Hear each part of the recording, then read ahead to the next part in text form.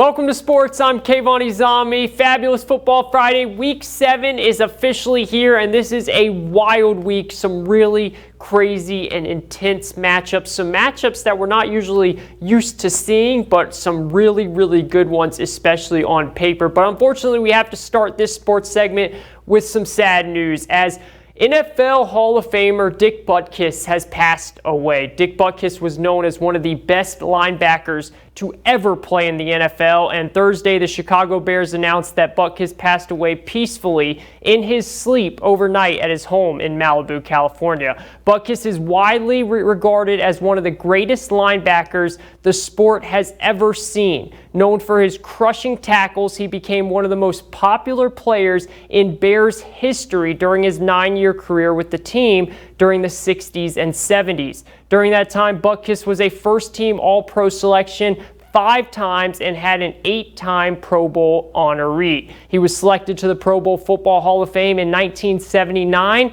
and Butkus was also known for his efforts off the field to curb the influence of performance-enhancing drugs in sports. Dick Butkus was 80 years old.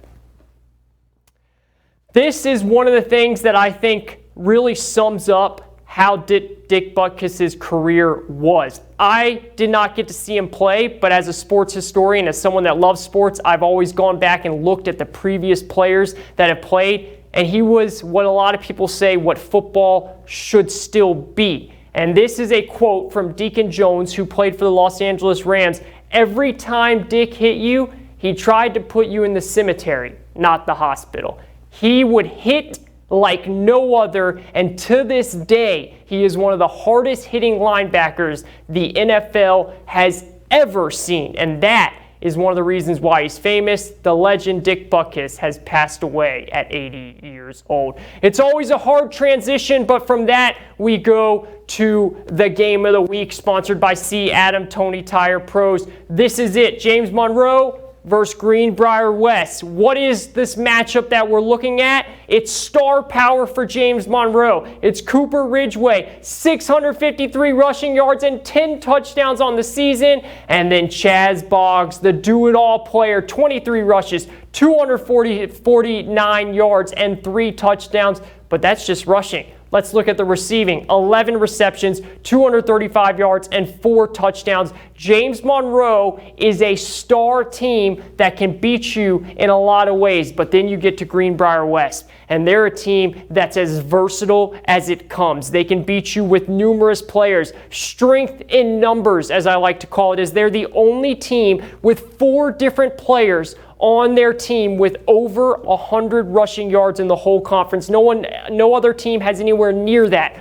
4 players with over 100 rushing yards on the season. Incredible. That's obviously led by Jake Pate, who is our athlete of the week this week. Over 400 rushing yards on the season and 10 touchdowns. Defense has allowed, this is the key, 21 points all season against a team like James Monroe, who can literally put up points left and right, and now they're going up against the best defense they have seen. That's going to be the most interesting matchup. Can James Monroe take their rushing attack and their receiving attack and their star power and do what no team has been able to do yet? And that's score multiple times against this Greenbrier West defense. That is what we'll be looking for on Fabulous Football Friday. Let's go to some notable Week 7 matchups this week. Woodrow Wilson at Huntington. This is not a conference game. A lot of people regard Huntington as the number 1 team in the whole state. In the entire state of West Virginia, Huntington is known as the number 1 team by many, many people out there.